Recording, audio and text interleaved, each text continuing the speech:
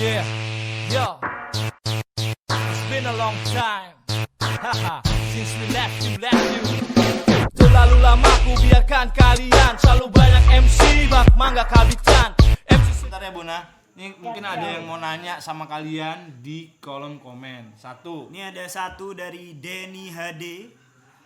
bacain Mak. Premis awal yang harus dijaga itu dari siapa Mbak Alin? Dari sutradaranya atau dari musisinya? Atau kombinasi dari dua-duanya? Nah Mbak Alin tuh, buat Mbak Alin. Buat Mbak Alin nih. Ya, premis itu pasti keluar sebenarnya dari penulis sih awalnya ya gitu. Atau siapapun yang punya ide untuk ceritanya itu ya. Sebenarnya tergantung, kalau ide itu dari sutradara ya bisa dari sutradara gitu. Jadi itu yang harus diobrolin dan harus kita jagain sebenarnya. Kalau aku pernah ngobrol sama temen gitu ya, dia penulis, kerjaan gue itu selesai setelah draft terakhir tulisan gue gitu. Ya. Setelah itu terserah sutradara mau direspon seperti apa, itu terserah sutradara, asal premisnya nggak berubah. Nah itu kan ada kayak sebenarnya kayak tema besarnya apa itu jangan berubah. Benang merahnya apa jangan berubah, terus emosi atau karakter atau rasa yang pengen dimunculin apa itu yang harus kita jagain. Itu sih sebenarnya Tuh. Wow. Buat yang edit. Yes. Jadi buat yang edit. Nah, jadi nanti video klipmu next siapa yang edit mamanya? Enggak, Alex Donero lagi yang edit. Ya. Tapi sebenarnya gini deh. Director editor itu oke nggak sih Lin atau Bona, dia yang ngedirect, dia yang edit tuh hasilnya kalau menurut kalian gimana sih? Ini menurut gue simple lah, ada banyak jalan menuju Roma gitu kan. Jadi nggak ada yang salah, nggak ada yang benar. Karena kebenaran itu relatif kan. Asik. Nice. Kalau saya kebenaran itu hakiki. Kalau saya kebenaran hanya milik Tuhan. Karena gue kalau pertanyaan kayak gini, ini gue selalu ngeliatnya dari gini Ger. Apapun yang bisa membuat lo nyampe goalnya, sikat. Nah masalah director, editor itu menurut gue works with some people, nggak works with some people. Kalau gue lebih seneng gue punya editor, kayak tadi yang di awal gue bilang. Jadi gue bisa ada perspektif lain, bisa ada input lain. Tapi ada beberapa orang pun yang emang mereka tuh apapun yang ada di sini itu harus mereka ituin sendiri. Itu ada. Jadi menurut gue nggak ada salah, nggak ada benar.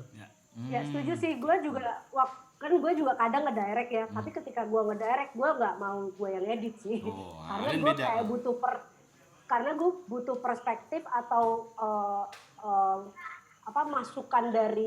masukan kreatif dari orang lain gitu. Karena pasti kalau misalnya gue udah ngedirect terus gue ngedit juga, ini pasti nggak akan nggak berkembang menurut gue ya gitu. Jadi ketika gue ngedirect ya gue mendingan yang edit orang lain, biar gue juga jadi akhirnya ada temen berantem gitu. Teman sparring.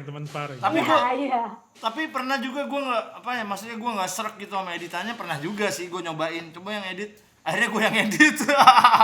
Terus, Iya. ada kendala gitu sih, tapi ya mungkin buat temen-temen semua gitu dibiasain yang ngedirect ngedit gitu nggak Bon, gitu nggak Lin? Kalau menurut gue buat latihan awal iya. Jadi minimal itu kan proses pencarian masing-masing ya. Kayak dulu pada saat gue belajar film gitu ya, gue sekolah film, gue nyobain semuanya men, dari art directing, gue nyobain kamera, gue nyobain yang lain-lain. Itu sebetulnya baru itu masa pencarian. Nah dari situlah ketemu gitu. Kalau minimal jadi lo tahu gitu, oh gue tuh sebetulnya lebih di sini. Gitu. Kalau gue dulu belajar waktu masih awal-awal kuliah film, gue malah sebenarnya gue ngedirect sendiri, ngedit sendiri. Tapi sebenarnya lebih karena mayor gue editing. Jadi kalau gue mau latihan kan gue butuh bahan gitu kan. Gak mungkin gue belum siapa-siapa terus orang lo ya editornya kan gak mungkin juga gitu kan. Akhirnya gue membuat film sendiri atau membuat video sendiri, akhirnya gue edit sendiri. Tapi kalau buat belajar itu bagus juga sih, karena akhirnya apa yang lo pengen ketika lo edit itu jadi nggak ya, itu nyampe nggak ya, itu bisa buat belajar, buat belajar. Nah tapi bagusnya kalau kita mau masuk ke dunia industri atau dunia kerja atau kita mau mencoba untuk lebih profesional, emang enakan sih sendiri-sendiri karena kita juga belajar untuk kolaborasi dan kerjasama sama orang lain. Iya. Kolaborasi penting sih menurut gue. Tapi seberapa penting ketika apa yang lo pengen gitu Bon, pemain lo sebagai director apa yang lo pengen, ada beberapa terus ada editor yang enggak bagus gini. Nah, itu diskusi dialektika itu ada nggak sampai lo bertahan, dia bertahan, atau memang harus dicari jalan ketemu, atau gimana sih prosesnya? Ya menurut gue setiap case pasti beda-beda ya kalau ngomongin apapun yang udah gue kerjain gitu. Kalau di music video sih kebetulan ini kayak Mas Arif tuh pernah ngomong gitu kayak ke gue gitu ya. Music video tuh kayak area pikniknya kita, which is area liarnya kita, area kita bermain-main. Kan kalau di kerjaan gue yang lain, gue kan TVC director gitu ya. Itu kan udah banyak tuh batasan-batasannya. Sedangkan kalau di music video tuh karena kita jadi liar, akhirnya tuh yang menarik kayak lo bilang, semesta menyatukan gitu. Gue nyebutnya tuh if the goal is love, universe will conspire to make it happen. Asik. Jadi gue ngeliatnya justru berbagai komponen ini tuh jadi lebih sinerginya tuh lebih enak, ada harmoni gitu. Dan kalau so far sih pada saat gue ngerjain music video paling lebih ke area-area detail men. Dan kalau misalnya ada argumen yang menurut gue nggak apa-apa juga. Cuman tetap kan si leadernya adalah si director. Jadi in the end of the day ya lu mau berdebat sampai kayak apapun gitu tetap adalah ya lo harus mutusin gitu. Ngomong-ngomong Mas Arif pribadi tuh yang megang kameranya Sakala Hanya Dalam Angan tuh Doi 2004 pakai kamera film, sama Bona sering kerja tuh. Sakala duluan yang kerja sama Mbak. Ada lagi mah? Ada 3 yang bagus mah, pilih-pilih yang bagus. Ada banyak nih. Nih dari Adrian Sugiono mau nanya dong. Adrian Sugiono ini gue kayaknya kenal nih. Apa pertanyaannya? Mau nanya dong, bagaimana cara yang ngedit pakai kamera buatan orang Jawa, pakai software editing profesional seperti Windows Movie Maker? Waduh. Adrian nggak perlu dijawab tuh orang gila. Kamera Ari. Itu Nggak, itu ini dia- buat dia anak pertanyaan. skena hip hop yang pakai kamera di record Saya nih. autofocus man. Lo pertanyaannya susah-susah banget. Ini kalau kita bagi hadiah nggak menang nih dia. Nggak dipilih. Eliminasi nih. Eliminasi. Eliminasi. Gila. Adrian Sugiono tuh goal utamanya pokoknya cuma buat ngenyek gue, jadi nggak usah dibahas. Gue tadi lihat tuh pertanyaannya. Hebat banget. Yang pilih lagi Dari B-Day1. Aduh ini kok tiap podcast dia nanya mulu sih. Dia kan habis Obses ya? dia habis menang dapat hadiah. Hadiahnya dijual, Pak. Oh, ini dia Kan price nanya terus ini. price seeker. Apa istilahnya? Price Pokoknya pokoknya istilah ibaratnya apa? Bounty Hunter. Bukan Bounty Hunter. prize hunter. Prize hunter dia nih. Ribet. Dia podcast nanya terus dan kita menangin terus, tau nggak? Dijual sama dia di Tokped. Oke, pertanyaannya. Bang, nanya Bang. Menurut kalian musik yang nggak punya storytelling atau video itu isinya cuma scene-scene songong, scene-scene gangster dan efek-efek transisi yang cool, apa itu masih bisa dibilang bagus? Waduh. Gimana tuh? Aduh. Ini gue suka. Menurut gue pertanyaan ini esensinya tinggi. Provokatif ya. Ya, karena emang video klipnya hip hop begitu semua, Lin. Ini kita nggak bisa jawab karena bakalan sensi nih anak-anak yang lain nih. Dari timur sampai barat, video klipnya begitu semua. Nggak, kalau gue ngelihatnya begini ya, tergantung goal lo apa untuk buat music video itu. Yes. Kalau gue ngelihatnya kan kebutuhannya beda-beda ya men. Ada orang yang emang kebutuhannya adalah nominal. Kebayang nggak lo? Jadi maksudnya secara Monetizing. secara marketing strategi ya yang misalnya mau mereka jual adalah hedonisme atau Tete. G style gitu. Ya itu menurut gue balik ke goalnya mereka. Cuman kalau gue ngelihatnya buat apa lu membuat suatu karya yang nggak punya identitas. Jadi kayak lu udah sering ngeliat nih music video kayak gitu, yang ngapain gue nonton lagi. Walaupun kadang di industri ya banyak juga orang yang suka kayak gitu dan nggak ada salahnya, tinggal lu pinginnya membuat sebuah karya atau lu mau jualan. Itu kan beda men. Jadi kayaknya gimana Mbak Lin tuh kalau Mbak Lin ngelihat video hip hop yang cuman tete di kolam renang terus fak itu semuanya gimana? Ya nggak apa-apa juga kalau mungkin Nggak itu apa-apa emang juga konsep sih. dan Iya. sesuai sama musik dan lagunya nggak apa-apa juga. Nggak apa-apa juga. Nggak ada yang salah gitu. Nggak ada yang salah, tinggal Tapi- goalnya apa aja ya. Ya tapi jangan salah bahwa video yang tete-tete itu doang, gaya-gaya itu juga mereka punya story gitu. Iya. Emang iya kan? Aduh, salah ya. Bener, Mbak. Bener, Mbak. Contoh nih, contoh. Contoh. Contoh aku pernah nonton klipnya Ramen Girl gitu ya. Oh iya. Itu aku suka gitu. Iya. Iya. Ramen Girl yang apa sih yang Yang Bagi-bagi duit. Cashmere. Cashmere Ibadah. gitu. Itu pas buat aku itu pas Iya, dia iya. dengan full CGI, full Yes. visual Yes. itu Iya, treatment pas. gitu ya. Tapi pas gitu dengan musiknya, dengan lagunya, message dari lagunya dan story di itu pun walaupun cuman dia begini-begini dengan cewek-cewek seksi apa itu cocok gitu dan Yes. nggak apa dan itu bisa mendeliver lagunya. Kalau Ramen Girl nggak ada yang salah sih video klipnya. Semua video klipnya nggak ada yang salah sih. Nggak ada yang salah. Contoh yang mungkin mirip dengan maksudnya si Bidewan gitu yang cuman songong-songong gangster Iya. gitu ya. Itu golnya yang gangster Jadi. songong-songong itu golnya cuma pengen lebih sangar dari Mario Zwinkel dan Sakala kayaknya sih. Pak, kalau kita nggak perlu disangar-sangarin lagi, udah sangar Pak. Aku nggak mau ikutan ya. Gue gak ikut-ikutan. Enggak, tapi balik Aku lagi juga kayaknya nggak masalah ikutan musiknya ya. juga ya Mbak. Iya. Iya ya, Mbak. Masalah Sebenarnya musiknya gini, lagi ya. mungkin nanti mungkin bisa dikoreksi sama Mas Bona. Ya. Gitu gak sih Mas kalau misalnya kita mau ngerjain musik video, pasti kita akan dengerin lagunya. Ya Mas Bona tadi juga udah cerita, dia mau interview si musisi, message dari lagu lo apa, Ya. story dari lagu lo apa. Pasti tiap musisi punya story behind the songnya kan gitu. Pasti ada cerita kenapa lo bikin lagu ini gitu. Makanya mungkin Mas Bona kadang bisa literally menginterpretasi musik video lo ketiplok sama liriknya atau bahkan cuman karena Mas Bona dengerin oh ada cerita di balik sebuah lagu ini dia mungkin mengambil rocknya atau soul dari lagu itu gitu untuk di deliver. Maksudnya itu bisa begitu gitu. Nah, Jadi sebenarnya kita ngundang kalian ini karena kita akan sound juga banyak musik-musik yang keren gitu, yang apalagi dari timur Indonesia musiknya keren banget gitu. Tapi ketika kita ngelihat videonya, visualnya, wah kok gini terus ya, makanya premis kita nih, kan kita ngomongin premis podcast kali ini tuh buat ngajarin kalian bahwa tadi Bona ada kasih lihat gimana ngedirecting kerangka berpikir yang kamu tanyain itu, kerangka berpikir itu seperti ini dulu. Kayak Bona nanya dulu ngobrol dulu sama artisnya gitu. Jangan enggak, ayo berangkat, cuman begini doang, jadi gitu. Rame-rame, jadi gitu mesti. Ya maksudnya kita coba mau share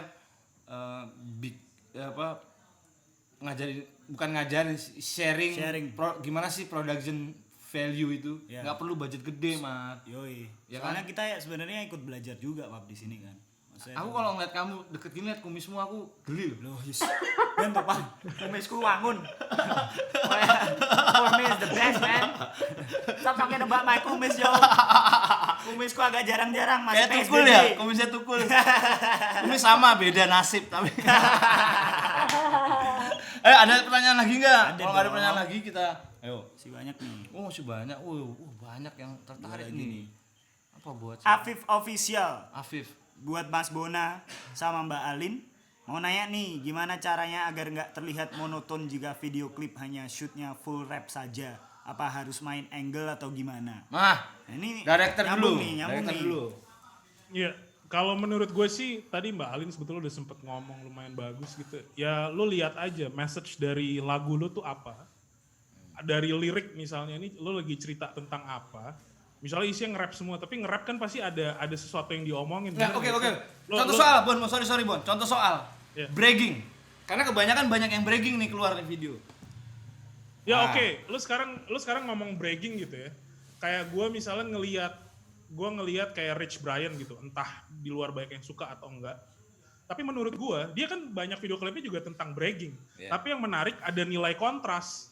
Lu ngelihat Rich Brian dikelilingin cewek-cewek begitu, kayak tadi Mbak Alin ngomong gitu. Tapi di satu sisi dia menciptakan satu kontras dengan personality dia. Yeah. Jadi pada saat gue ngelihat itu jadi ada message gitu loh. Jadi yang kayak ini orang ngehe juga nih, maksudnya dengan gayanya dia Rich Brian gitu, tapi terus tiba-tiba dikasih cewek jadinya begitu. Itu ngomongin bragging gitu ya. Jadi mas gue bisa ada nilai-nilai lain yang bisa lo gali di situ sebetulnya. Enggak, lu belum jawab pertanyaan gue. Umpamanya liriknya I'm the best di live, bla. Lu sebagai director gimana tuh? Dari awal sampai habis bragging, you ain't shit. I'm the man. You ain't shit. Ah, gimana? Maksudnya, gimana nih ketika dapat lagu kayak gitu? Contoh Lu soal mau Bon gua biar juga mereka apa ngerti. Apa? Jujur. Lu mau gue jujur apa mau gue bohong? Jujur lah.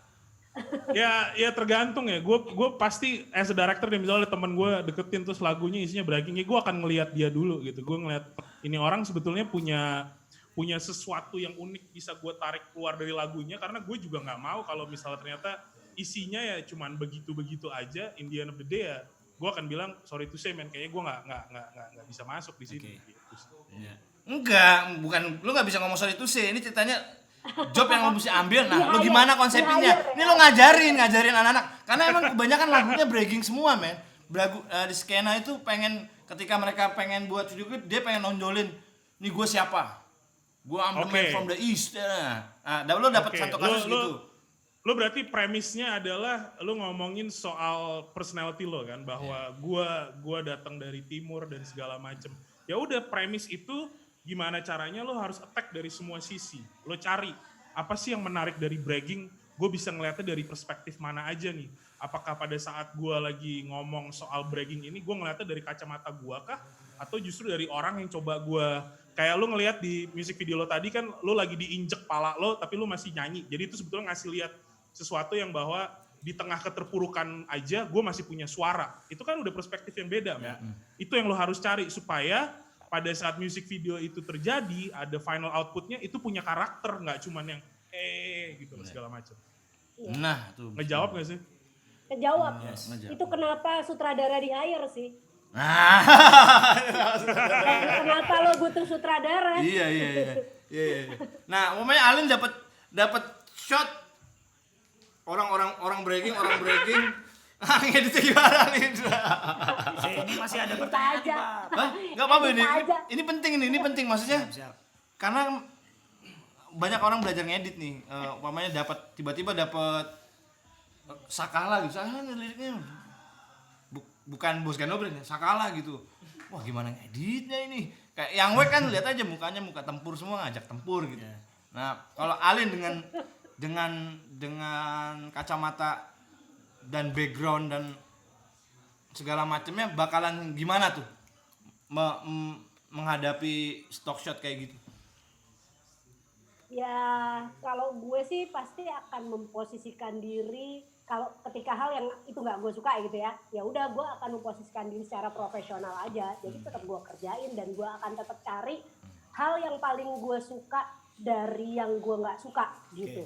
Buat untuk gue bisa memulai kerja dan membuka sisi-sisi kreativitas gitu, karena pas nggak usah ngomongin musik video gitu, kadang film kita terima cerita yang kita mungkin kurang gitu ya, hasilnya gini gitu, tapi kan nggak mungkin nggak kita kerjain kan, secara profesional lo harus tetap kerjain gitu, akhirnya kita ya gue pribadi gitu terbiasa mencari sesuatu yang gue suka dari yang gue nggak suka ini gitu, karena dari satu hal kecil yang gue suka itu pasti akan lama-lama nyebar dan akhirnya barang yang mungkin orang lain bilang busuk tapi gue seneng ngerjainnya. Kalau gue boleh ngasih satu case study sih, kayak misalnya ngomongin gangster gitu kan, kayak gue pernah ngeliat ada di satu music videonya Mario Z gitu kan, dia sebetulnya kan ngomongin soal gangster kan, kayak apa sih, gue lupa tuh music video judulnya apa, cuman lu ngomong soal kayak orang-orang di Indonesia Timur, mereka fucking lucky man. Kita di Jakarta kita terkungkung dengan setting-setting kita yang kayak gini. Mereka punya setting tuh yang luar biasa. Keren ya. Keren. Jadi akan lu ngebayang kayak Mario Z, dia ngomongin gangster tapi gayanya gangster Jogja. Nggak ada tembakan. Kebayang nggak sih lo? Itu menurut gua itu kan perspektif yang beda. Oke, gua ngomongin soal G-Dub gangster nih, gua ngomongin soal dealing and shit like that, street hustling. Tapi dengan lu bawa itu ke setting yang beda aja, itu udah berbeda tuh ceritanya. Mungkin itu yang mesti dicari gitu loh. Tuh, jadi misalnya kayak lu ngomongin bragging, tapi lu ternyata setting lu di Bantar Gebang gitu. Kan gambarnya udah beda. Sampah semua. Kebayang? Sampah. Di satu sisi jadi kayak ada nilai paradoksnya gitu. Jadi pas orang lihat anjing. Tuh inget tuh, berarti kalian yang di luar Jakarta, yang di timur atau yang di barat, kalian tuh rich dengan identitas dan Bona bilang apa? Scenery.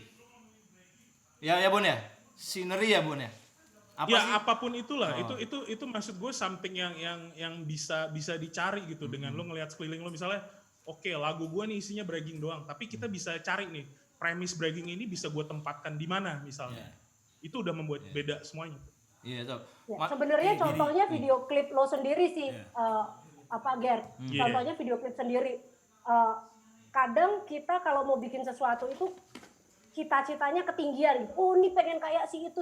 Tapi kadang kita lupa ngelihat hal yang deket sama kita gitu. Yes. Ternyata hal yang deket sama kita itu bisa jadi menarik loh, bisa jadi bagus, bisa jadi kuat gitu. Dan sebenarnya video klip lo tuh gitu, lo nunjukin tempat-tempat di sekeliling lo gitu. Videonya Mario juga ada yang gue lihat yang kayak di gang-gang apa itu jadi itu yang gue maksud. jadi menarik.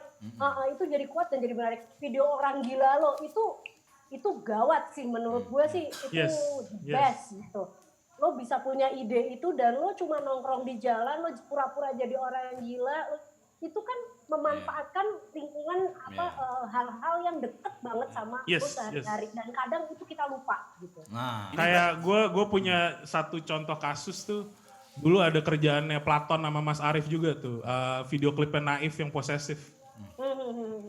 Lo kebayang nggak kalau di lagu itu yang jadi talentnya cewek? Kan beda banget kan.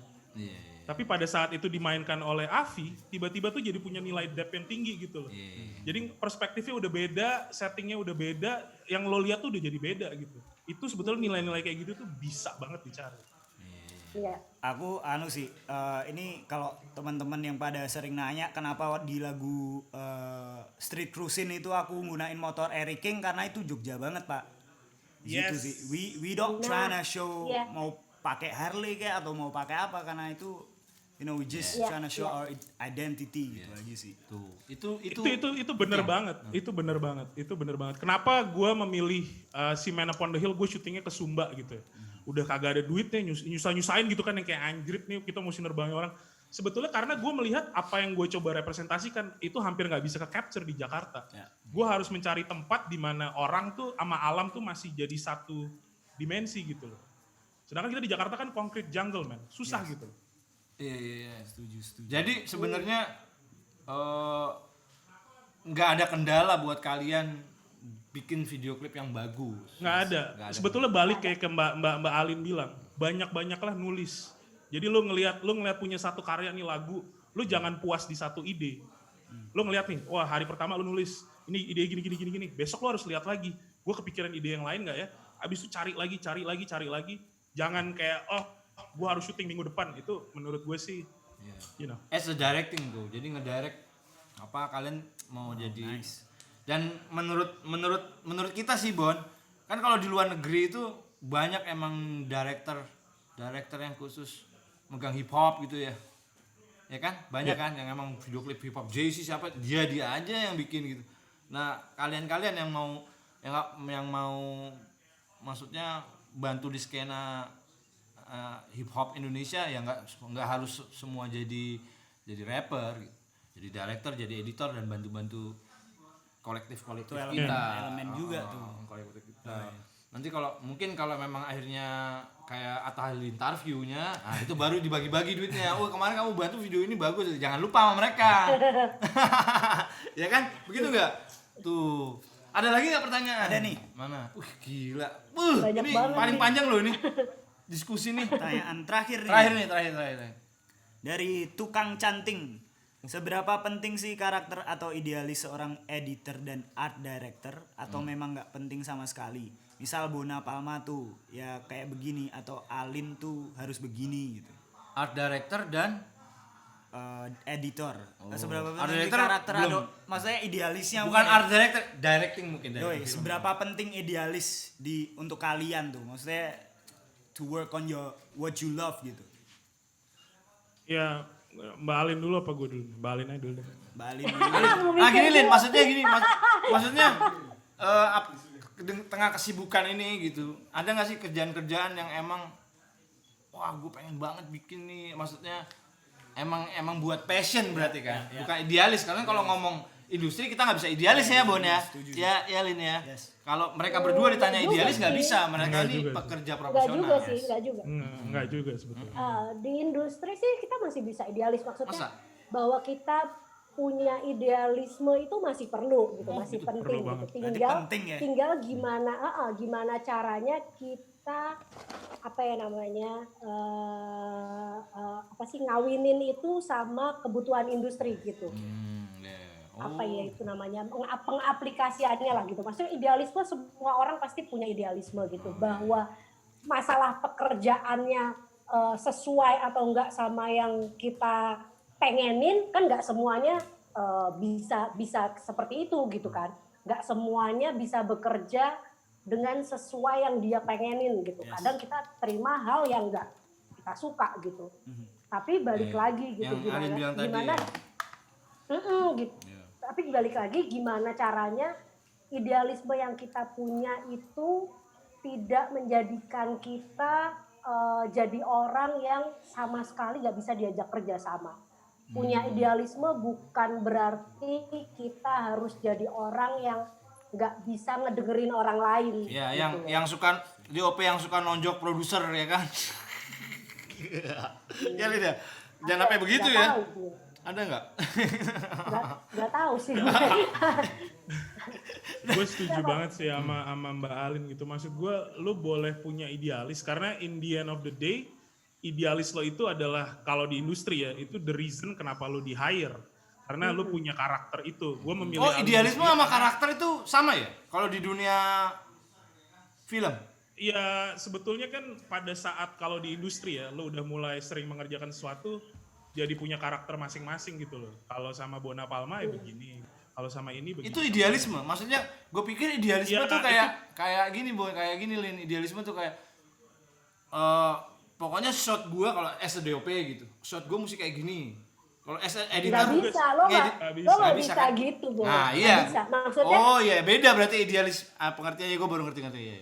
Lebih, ya. Ya gimana Lin pengertian idealisme jadi gimana? Gimana? Pengertian Nah, jadi idealisme tuh jadi gimana sih? idealisme, kalau menurut gue idealisme adalah sesuatu yang gue pegang gitu ya. Ya, Gue pegang teguh gitu ya. Gue tuh misalnya gue punya prinsip-prinsip tertentu begitu. Dalam ya. ngedit gitu. Tapi ketika dalam ngedit, dalam berkarya, dalam apapun gitu kan. Misalnya contohnya ada orang bikin film tentang perempuan, terus isi filmnya melecehkan bla bla bla ya. Gue cewek ya gitu. Mungkin secara idealisme gue sebagai perempuan gue nggak suka. Wah perempuan dikitin ya. Pilihannya antara dua, lo terima atau lo kerjain gitu kan. Iya. Kalau Itu. ngomongin di industri ya gitu. Iya. Tapi sebenarnya yang diomongin bukan itu. Masalah idealisme ini itu yang kita pegang. Tapi ketika lo udah bekerja, yang namanya kolaborasi sama banyak orang, di mana semua orang itu juga punya idealismenya sendiri-sendiri. Yang menariknya di film atau di dunia audiovisual di industri ini adalah gimana caranya idealisme dari banyak orang ini bisa dikawinin jadi satu dan bikin sesuatu yang menarik gitu, yang bagus gitu. Itu Kolaborasi tantangan yang lebih dibanding lo mau menangin idealisme lo sendiri gitu Iya. sih. As a director gimana? As a director? Idealisme Bentar sih, director. Mbak. Alin belum kelar tuh. Alin belum Hah? kelar. Belum kelar ya? Ayo terusin deh. Karena Kayak curhat nih Alin curhat juga curhat. iya, gue nggak curhat. Enggak, Gua canda. Karena Terus? kalau misalnya kayak lo ngomong tadi gitu, DOP pengen bikin gambar gini, terus dia nggak cocok sama arahan sutradaranya atau apa, tapi dia ngeyel, gue mungkin lo nggak akan kepake Bu di dunia industri ini. Gitu. Iya, gue pernah berantem soalnya Lin di set Lin sama DOP Lin. Mau berantem di set gue. Ya, nggak bisa, As a lo kerja director, gitu as nggak a bisa. art director. Nggak, gue kayak kalau gue ngeliatnya kayak dulu pas gue sekolah ya, pas gue belajar film tuh hal paling berat tuh adalah misalnya lu buat satu karya terus lu nyebut this is a film by Bona Palma. Lu kalau ngeliat semua karya gue hampir kayaknya nggak ada deh yang gue tulis A film by. music video by Bona Palma karena ini proses kolaborasi men. Dan gue merasa gue bukan Scorsese, gue bukan Tarantino, gue bukan Nolan yang udah di level itu gitu ya. Jadi gue ngeliatnya gue tuh masih bergerak dengan adanya input-input, dengan adanya proses kolektif tadi, proses kolaborasi dengan orang banyak ini. Jadi kalau gue harus Stars and Rabbit, Man Upon the Hill by Bona Palma itu kayaknya berat banget sih. Dan itu yang mungkin bisa dibilang kayak masalah idealisme. lu boleh punya idealisme, tapi lu juga harus kayak Mbak Alin bilang, lu juga harus bisa bekerja sama dengan orang lain. Karena ngerjain music video, terutama di konteks music video ya, ini harusnya jadi satu project yang lu bisa senyum men, bukan yang lu malah berantem. Enggak, gue berantem syuting film waktu itu. Nah, kalau lu berantem emang lu seneng berantem aja. Bener tuh Bang Bon, bener Bang Bon. Ya enggak, maksudnya itu lebih dalam lagi lah karena Usah ngeles.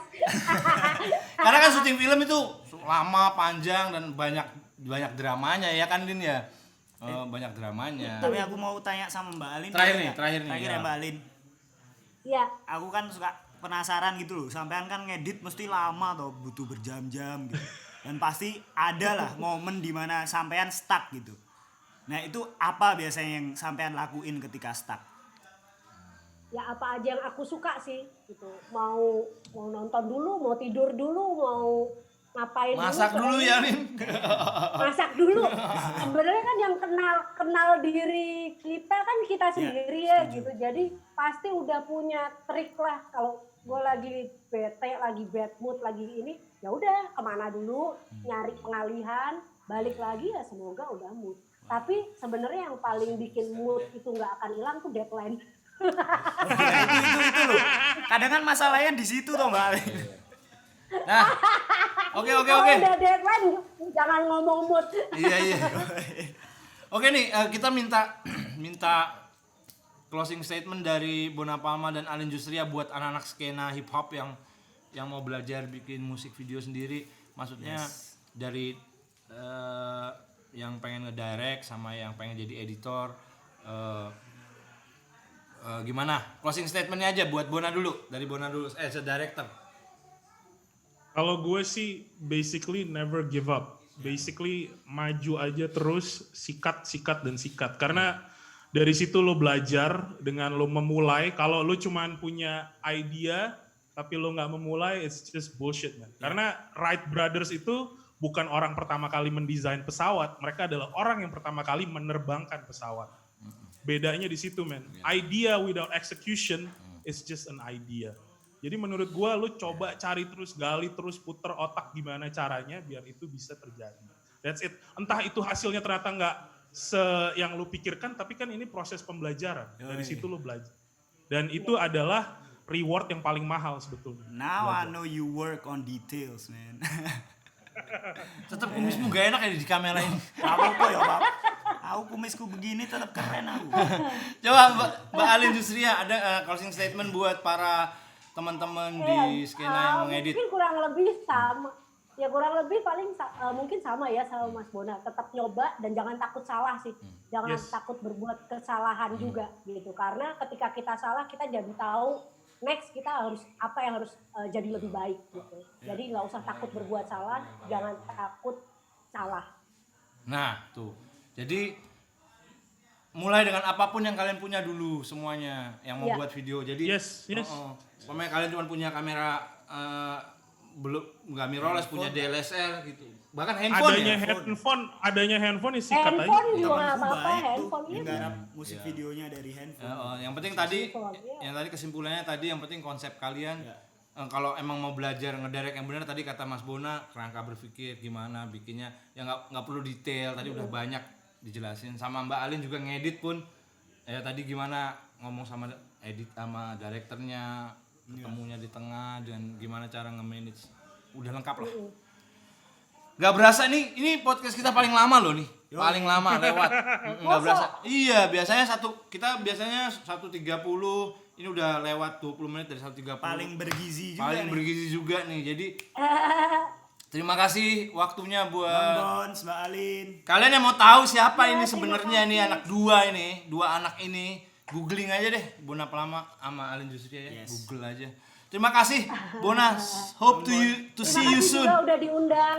Terima kasih Mbak Alin, ketemu di dunia Makasih, nyata ya. sehat. Jangan lupa proyekan kita.